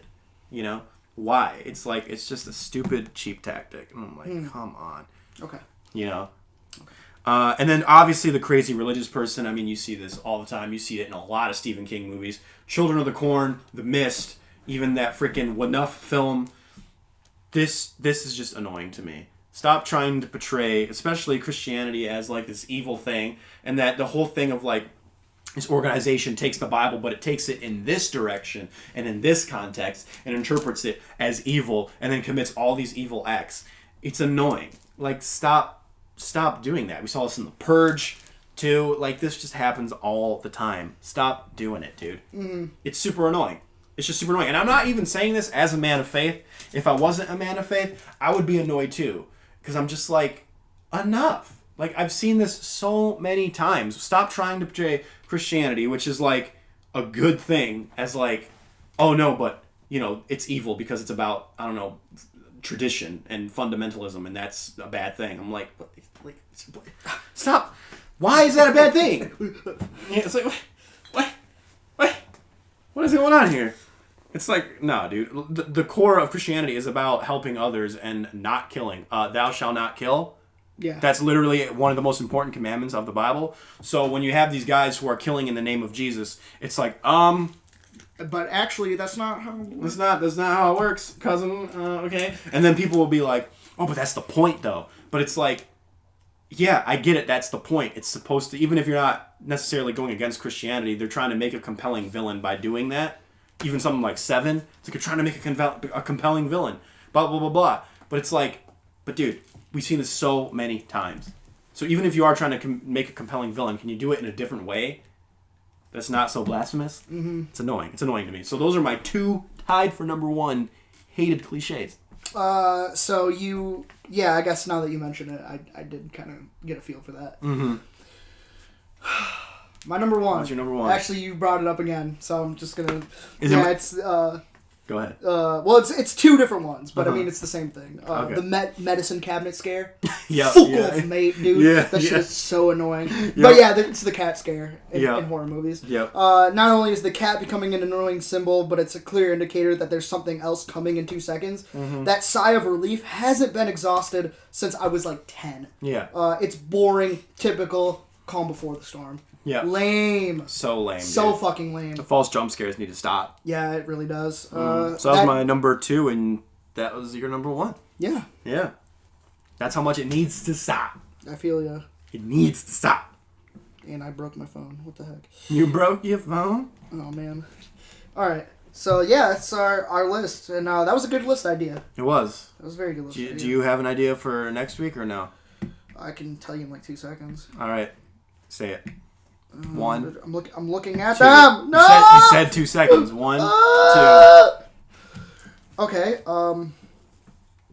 You don't have to come up with it now. I was just... Yeah, give me by the end of the episode. Okay. I got this. All right. Because we still got one more segment to do, baby. That's right, and that's Recently Seen.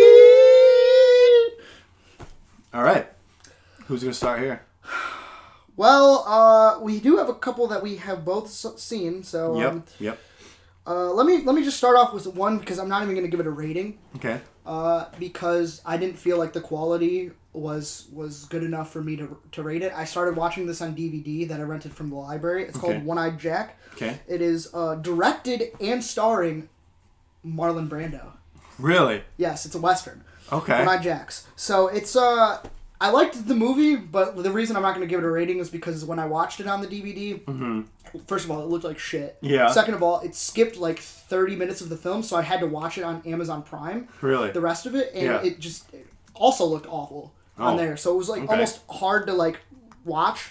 Yeah. But I will say that I did like it, minus the fact that he's a very fickle character. Okay.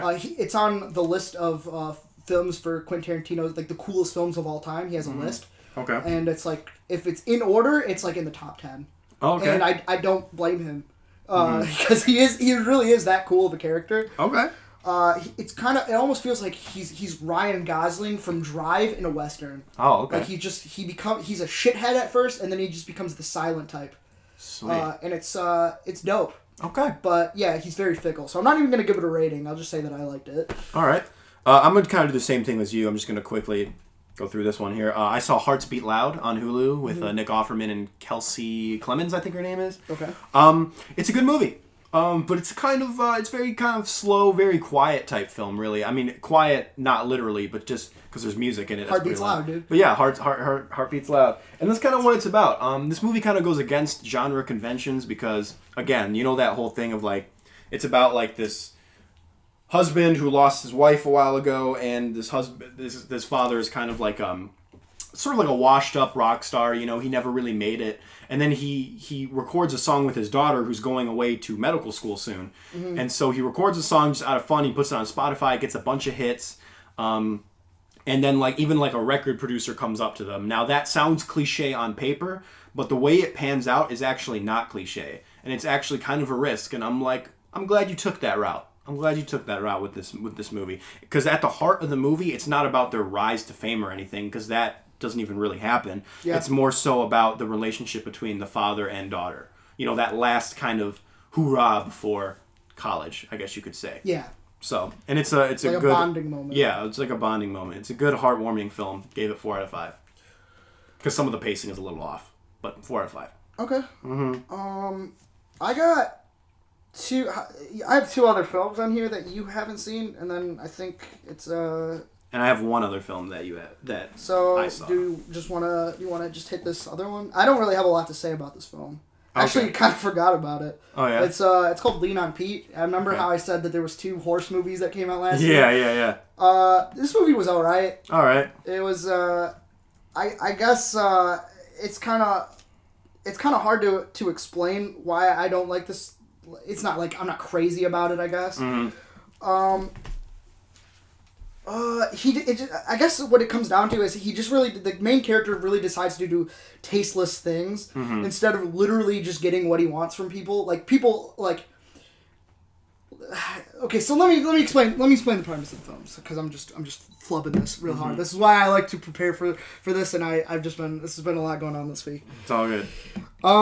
So it's about this character who he lives with his father as a kid, and then he takes a liking to like horses and stuff like that. He meets people that do like horse racing and stuff like that, and so he finds out that this horse is going to be put down.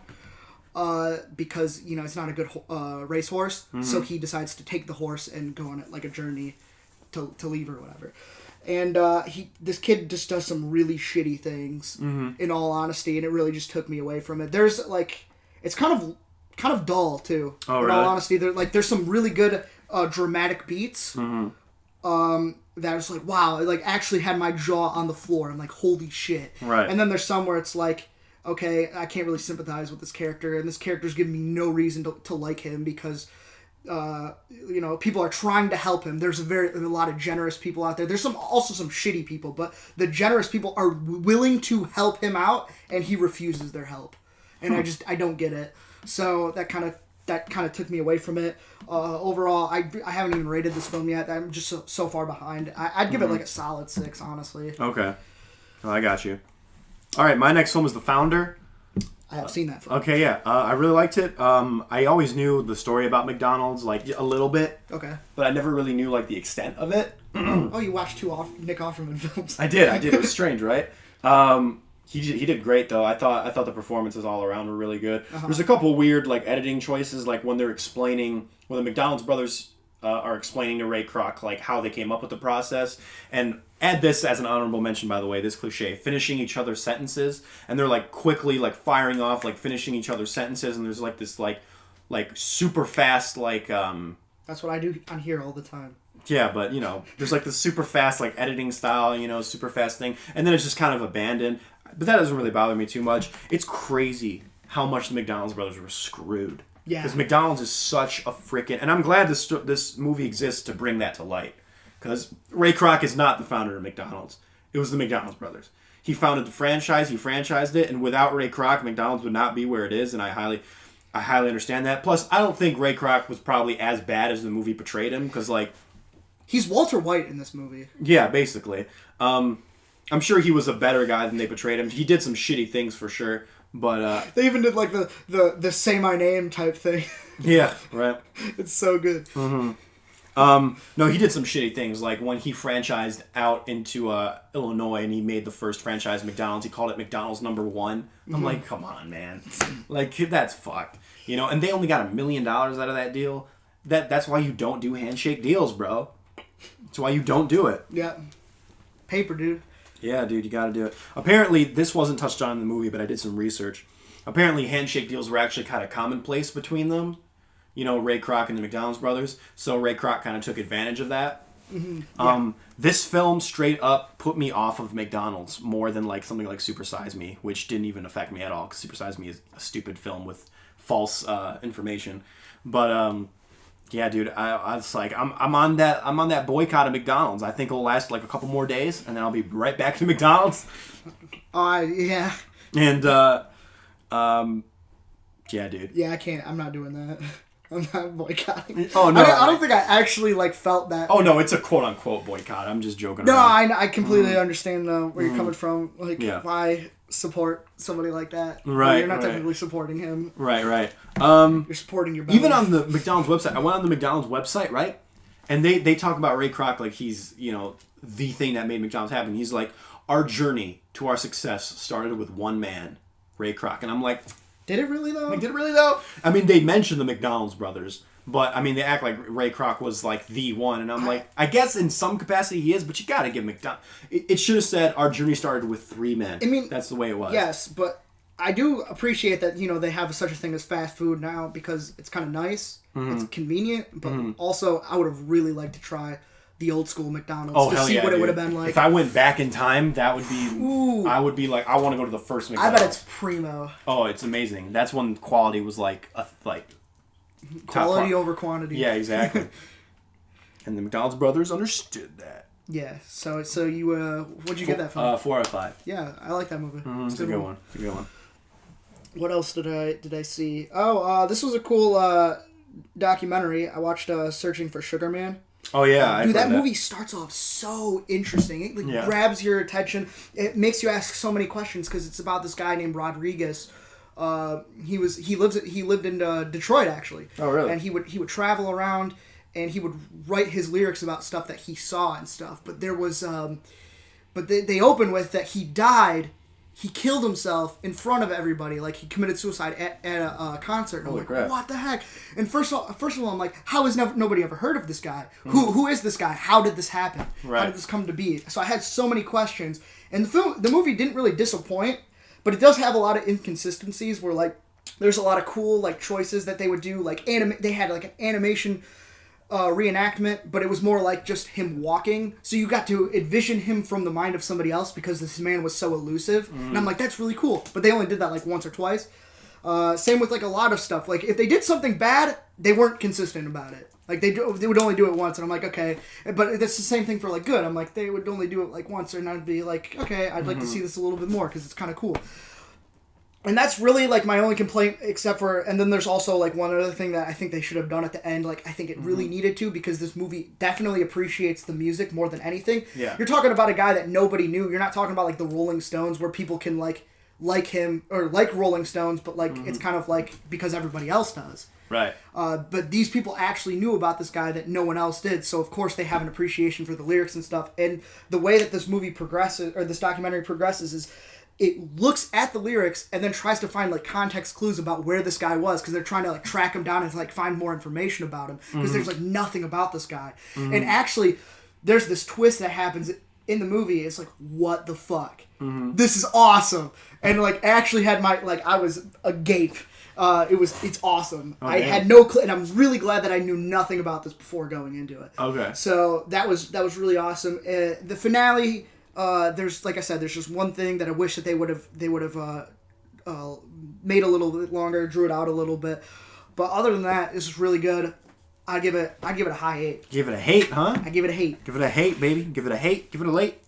And I really like this dude's music, so I'm actually gonna start listening to him. All right, He cool. seems like a better Bob Dylan. Oh, damn. Okay. Yeah, I think the last 2 films I have on here are films we saw. Yep. Which one do you start with? Let's just do Lost City of Z. Lost City of Zed, or Z. Zed. They say Zed in Zed. the UK. Yeah. So, I have a feeling I like this film more than you. You do. Okay, I figured. I actually really enjoyed this film. Okay. I liked it. It interested me to look up the actual story. Did you know that Indiana Jones was in part based off of this guy? It doesn't surprise me. Did you know that Percy, what's his last name again? Percy Fawcett. Percy Fawcett was friends with Sir Arthur Conan Doyle, who did Sherlock Holmes. Oh. And as a matter of fact, for Arthur Conan Doyle's book, The Lost World, probably based on he based it off of his findings and stuff like that. Like, he asked for help, like, hey, like, just give me some of your research so I can use that as a reference. Okay, that's super cool. Yeah. Wish I would have saw that. Yeah, in the right. movie. Really wish I would have saw that in the movie because I thought that the dramatic moments of this film were things that have already been done a bunch of times. See, that's the thing is, like, this is a true story, and it's like it's always hard to do true stories because they actually consolidated a lot of his real life in this film. Like, for example, in real life, he did 8 expositions, and then for the movie, they did 3. And which they actually stuck the landing with that because if you think about it, you have to reset the tension and go back into the jungle and stuff and like build it back up. But they did a good job as just kind of throwing you back into the middle of the action. Yeah, well, that's the thing too, because I didn't know what this movie was. First of all, when we started it, I didn't know if it was. I didn't even know it was a true story. Until we looked it up while watching the film. So what I thought was going to happen was, they would go on the adventure, and then that's where all the conflict would arise, was from that first kind of expedition. But that's not what the movie is. So once I realized what the movie was, I kind of had to change my mindset about it. And I feel like the performances all around, from Charlie Hunnam, Robert Pattinson, and Tom Holland, I think they all did like a fantastic job. I thought they and the woman, I can't remember, I don't know the actress's name who plays the wife. Sienna Miller. Yes, that was Sienna Miller? Yeah. Okay, yeah. She does a great job too. I just really liked the performances, and I liked the story, and what more can I really say about it? I liked the drama. That the strongest points of this film are like the technical aspects. I think there's a lot of good decision making in there. Like the fact that they filmed on location is so much better than if they tried to reimagine it through special effects. 100%. And so like the whitewater rafting scene, I guess that's what I'll call it. Okay, yeah. It was a lot better. There were some really cool places that you would see, like those rocks that just had tsunamis coming off after them. Like that's really cool. And just like what you would see through this from like the real story was kind of cool. Like they just have an opera house in the middle of the jungle. That was really cool to me. Yeah. That really didn't disappoint. It was stuff like this, and then they had like the natural sunlight. Just a lot of good decisions for stuff like that. It's just like I said, for me, it's like the themes of the film. You were like, how did you come? Like, how do you have this foresight for this film? You're like, you have like this clairvoyance for the film. It's just because I've seen like this kind of thing done before. It's nothing major. But it was interesting because I remember when the World War I scene happened, you're like, it ended too clean. But it's like, that's the way it ended up in real life. Yeah, and you're right. I guess it just happened so quickly. Right.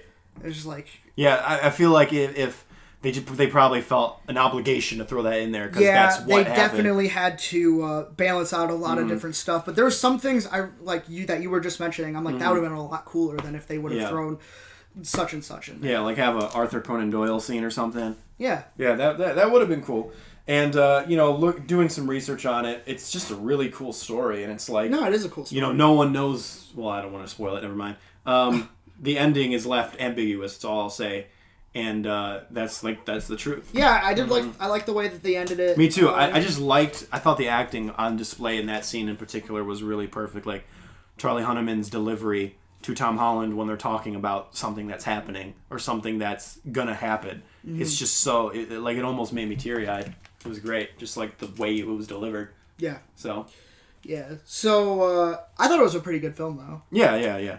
I didn't think you hated it, but I had a feeling I liked it more.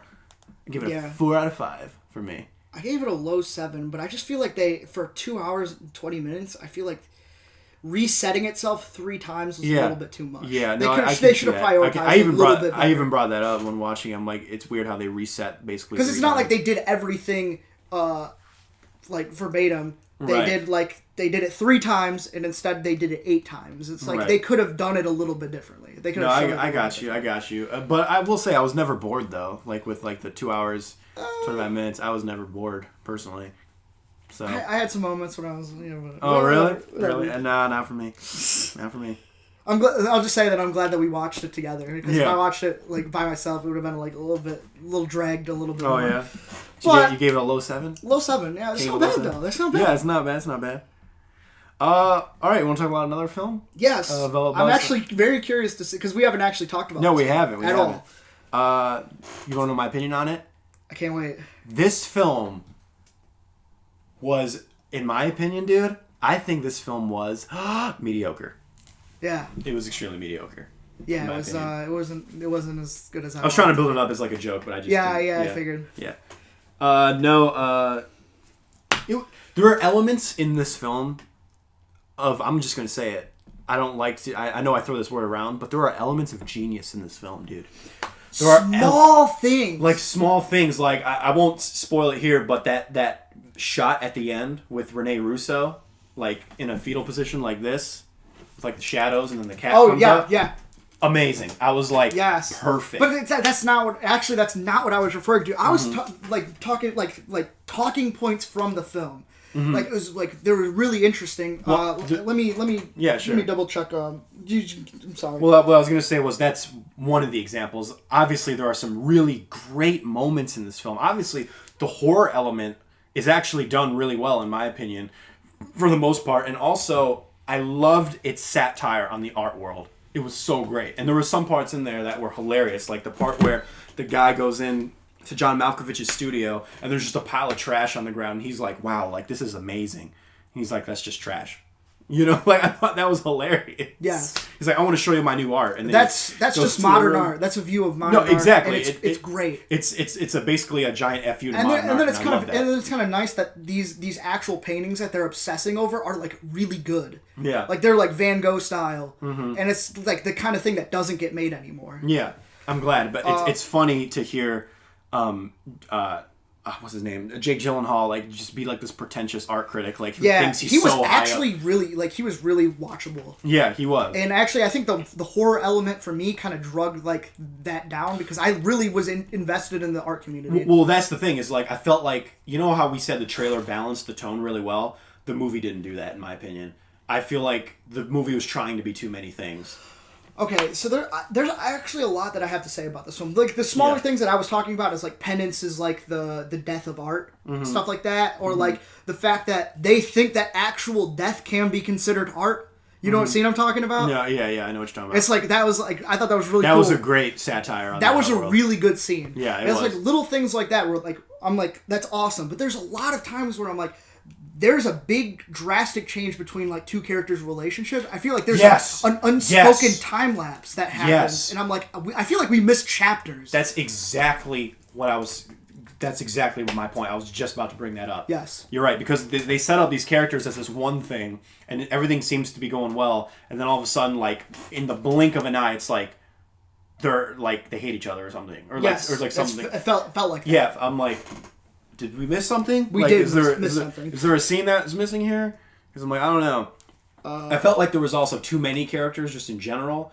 I feel like, and I felt like the horror, I understand that it's probably, it wanted to be more than a horror film, but I felt like the horror was just put on the back burner to try and kind of bring light to all these different characters, but all these characters didn't really have depth to them, in my opinion, which some might say, okay, that's the point, but a lot of them didn't have depth. They were just kind of one-dimensional to me. Yes, you know? I did feel that way for some characters, but I felt like that was kind of the intention for like Toni Collette's character or whatever. Yeah, like she's obviously a supporting character, but even characters like Rene Russo's character, it's like, are you going to explain why she's like this? Like, what's her mentality? Like, she's just kind of the bitchy boss, you know? Like, I think that's just it's the community.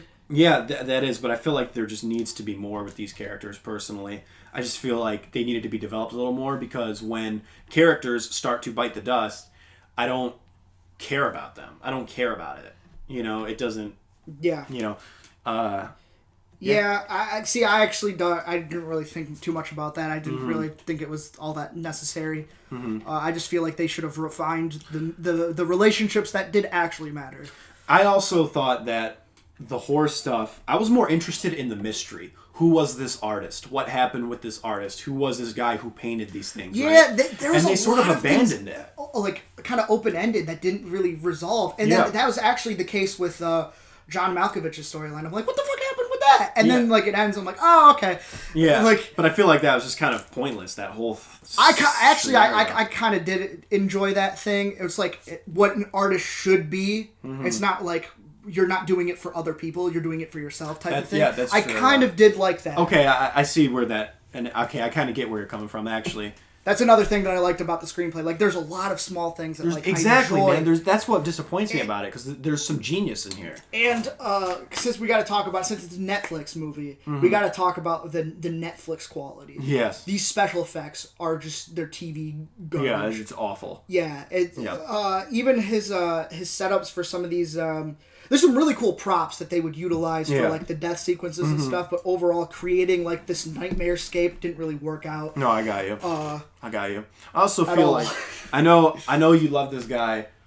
I have to see him in other things. Daveed Diggs, baby. Diggs, I thought he was borderline useless in this movie. Yeah, he kind of was. He was borderline useless, and he must have not gotten great direction because that dude had one facial expression the entire film, even to the point where there was a scenario where Jake Gyllenhaal. Something happens to him, and Daveed Diggs is there. You know what scene I'm talking about. Where Jake Gyllenhaal could confront Daveed Diggs about something. Yes.